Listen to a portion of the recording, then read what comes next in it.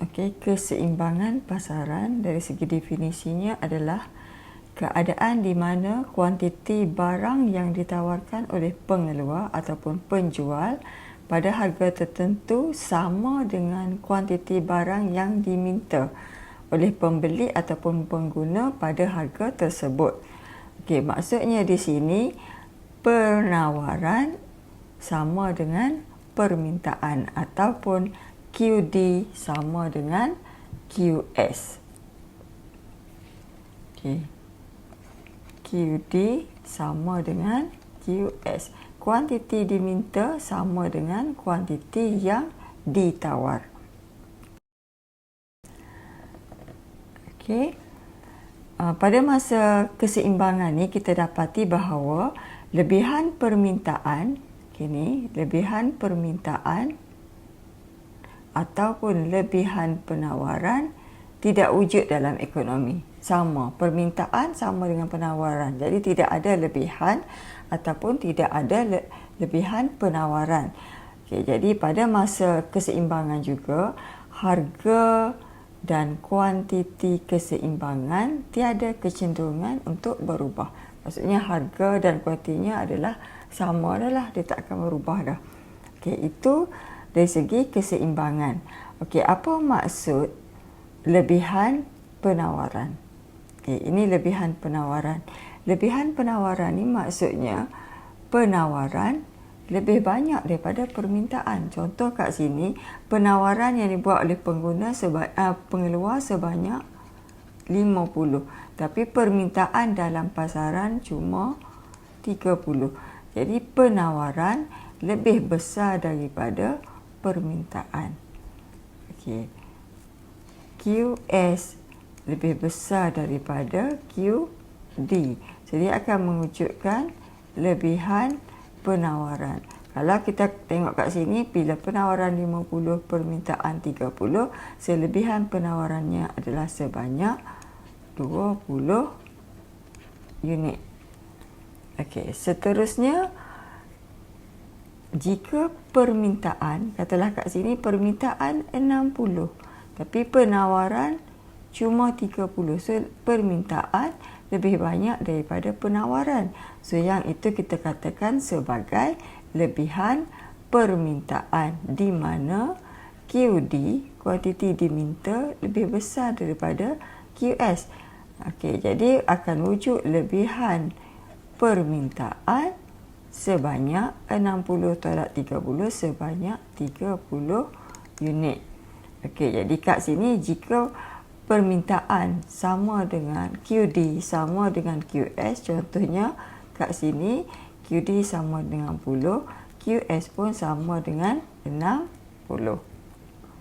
Okey, tu. Okey, bagaimana kita nak tentukan keseimbangan pasaran?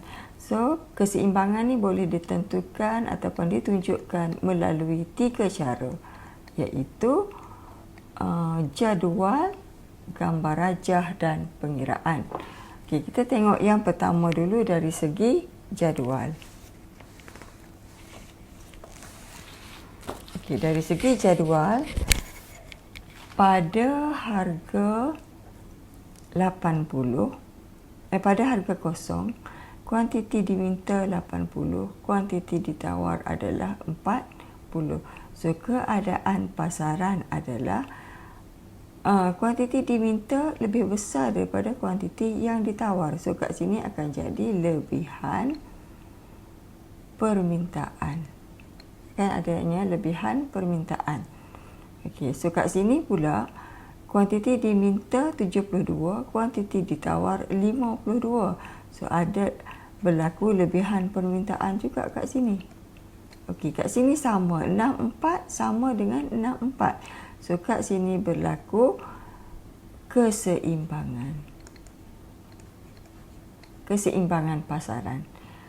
Sini kuantiti diminta kecil daripada kuantiti yang ditawar. So, kat sini akan berlaku lebihan penawaran. Kat sini pun sama, berlaku lebihan penawaran.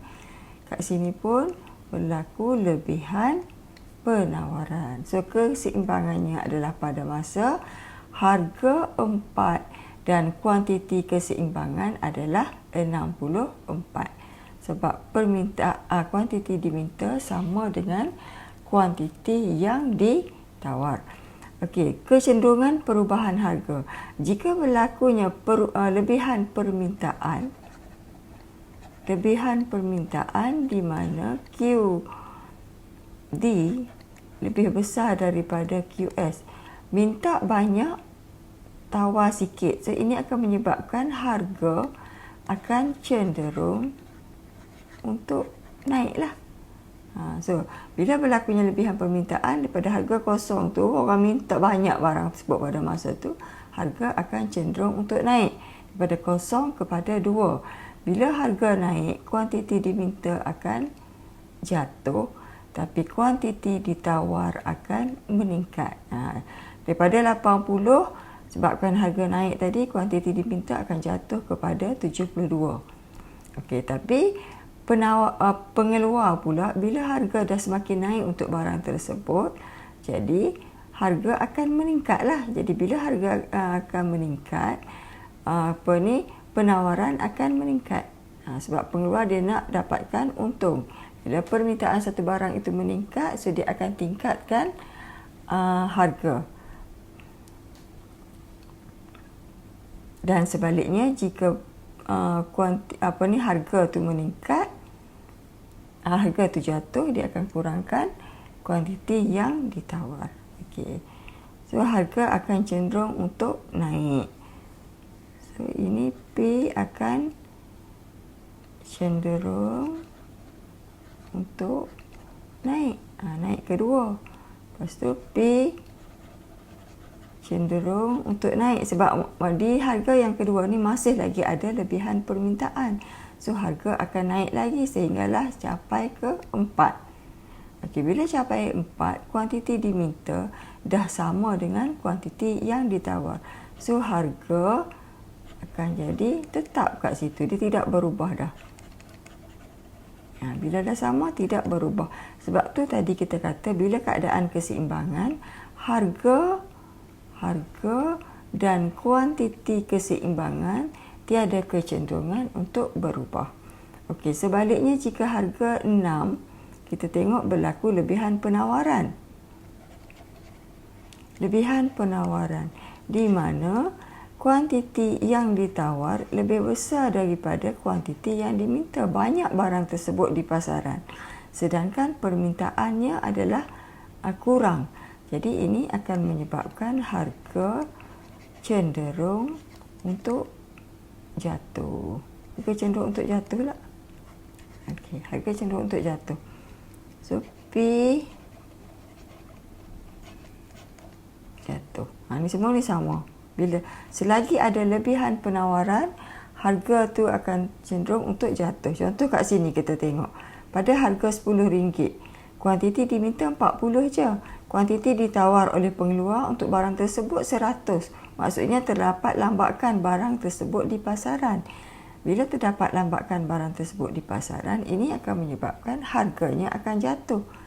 Okey, katalah kat sini jatuh kepada 10. Okey, bila dia jatuh kepada 10 harga barang tersebut, so pengguna akan tingkatkan permintaan. Tapi pengeluar dia akan kurangkanlah penawaran dia sebab keuntungannya dah makin kurang. Okey, tapi kat sini masih lagi wujudnya lebihan penawaran. So, bila ada lagi lebihan penawaran, harga akan jatuh lagi.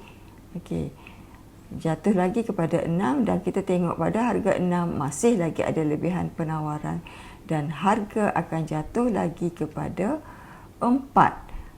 Okey, jadi bila 4 dah berlakunya keseimbangan pasaran dan harga akan tetap kat situ, tidak berubah.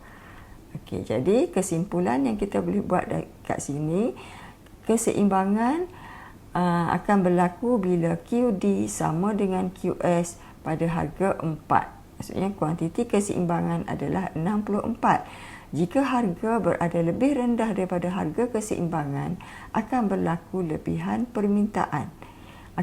Yang mana ia akan menyebabkan harga cenderung untuk meningkat. Okey, jadi bila harga meningkat, kuantiti diminta akan berkurang, kuantiti ditawar akan meningkat, dan proses itu akan berterusan sehinggalah ia menuju kepada harga dan kuantiti keseimbangan. Okey. Cara yang kedua adalah kita menggunakan gambar rajah. Gunakan gambar rajah. Okey. So, macam mana kita nak lakarkan gambar rajah keseimbangan? Okey. Cara dia, dia yang ni fungsi dia untuk QD, saya dah kira dah. QD sama dengan 80 tolak 4P. QS sama dengan 40 tambah 6P. Okey, jadi bila kita nak lakarkan rajah, ini harga dalam RM, ini paksi kuantiti dalam unit. Okey.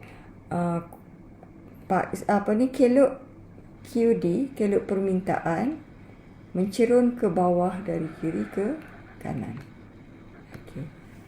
Dan dia punya fungsinya adalah 80 tolak 4P. Jadi dia punya dia punya pintasan adalah 80 lah.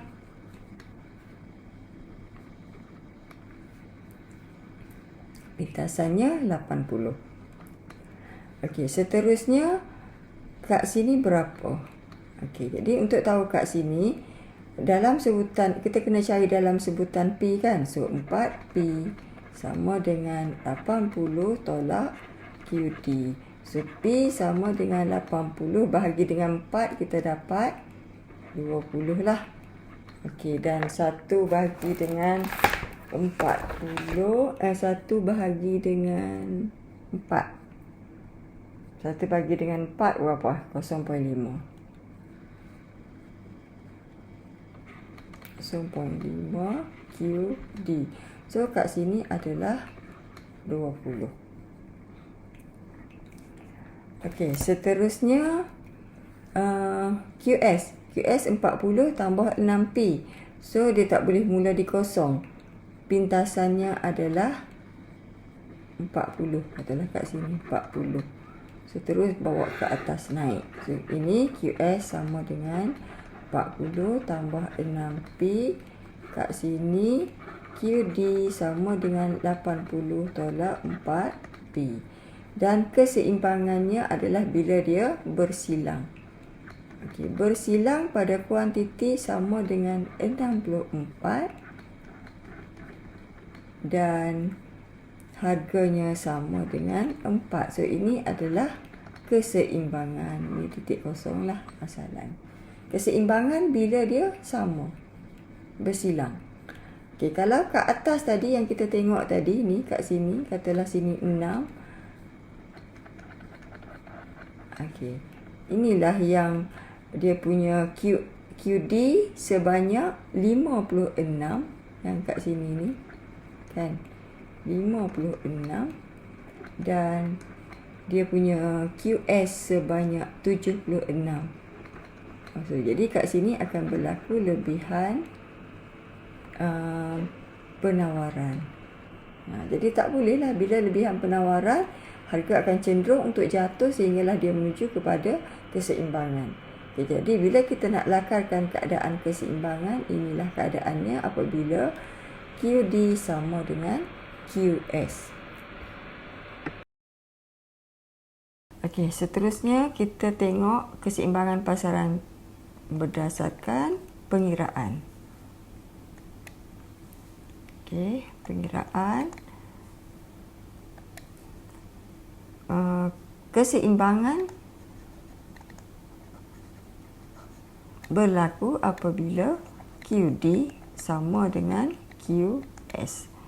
Okey, so kita masukkan fungsi dia 80 tolak 4P sama dengan 40 tambah 6P. Okey.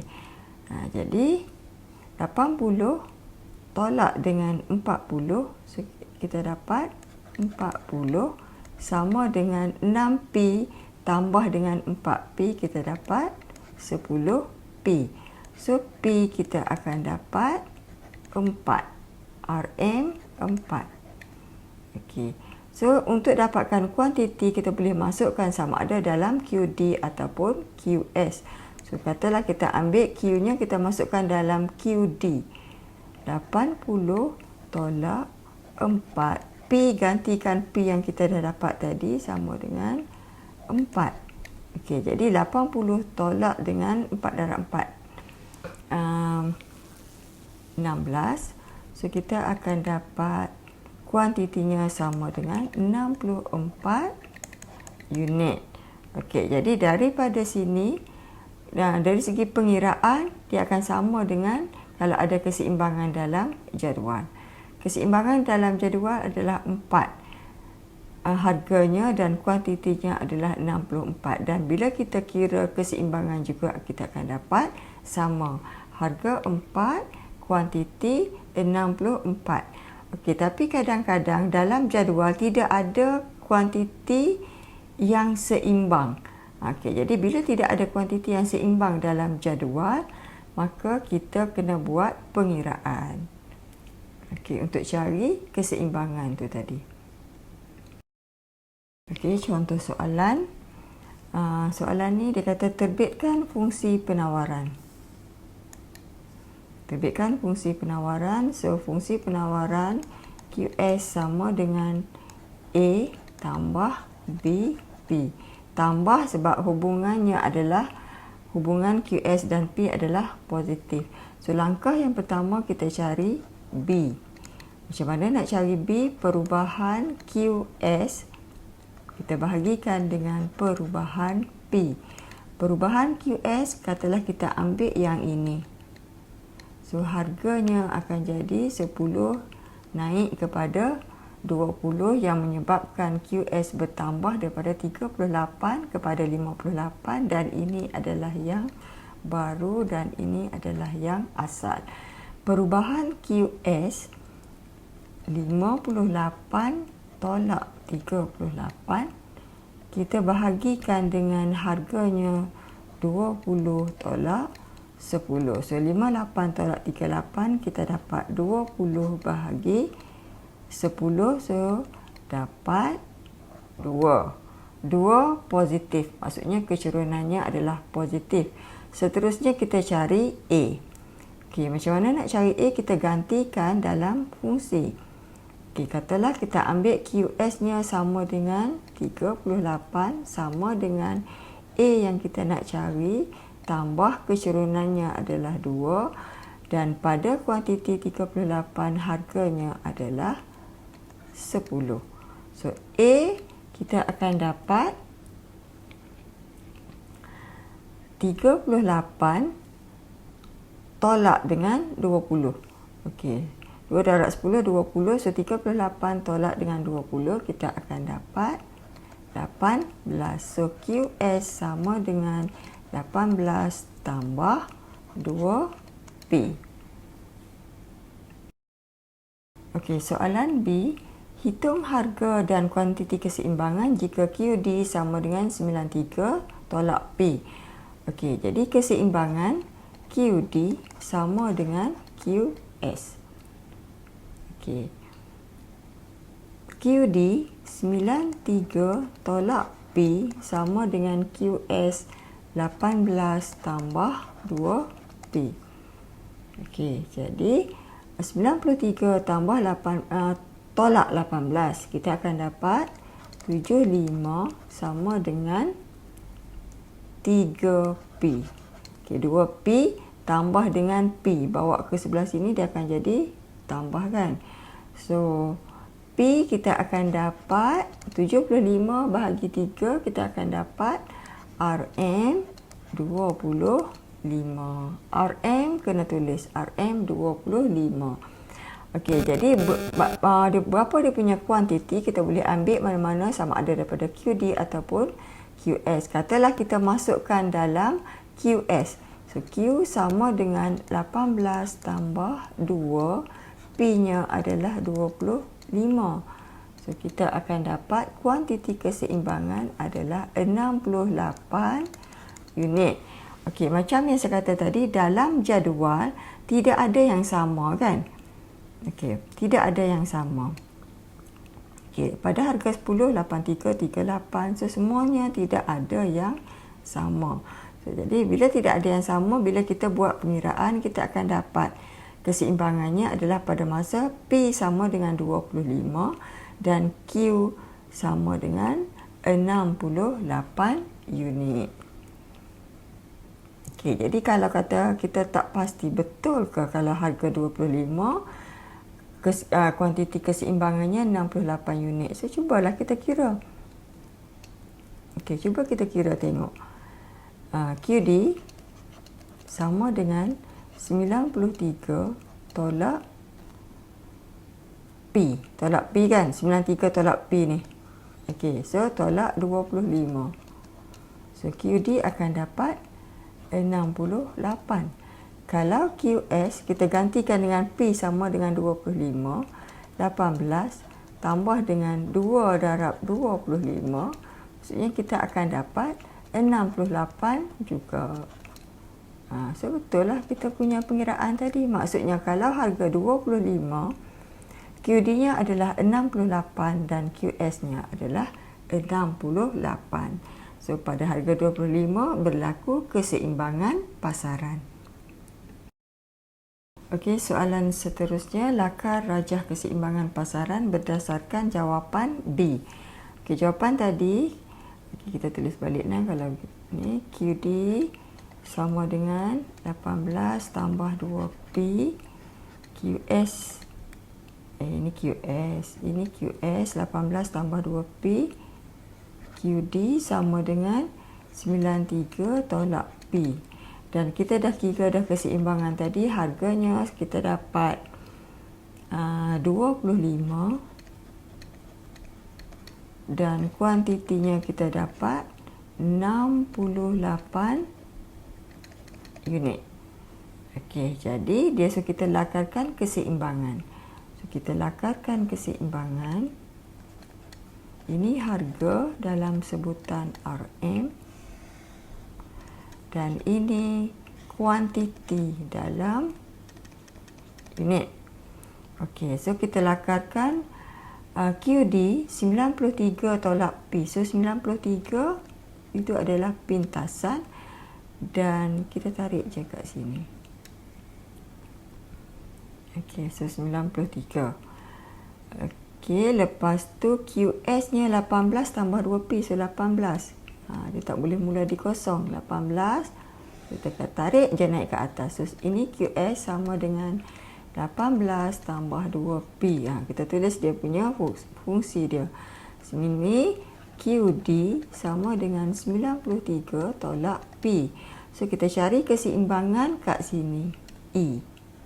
Keseimbangan. Kuantitinya adalah 68. Dan harganya adalah 25. Okey, so kat sini kosong lah.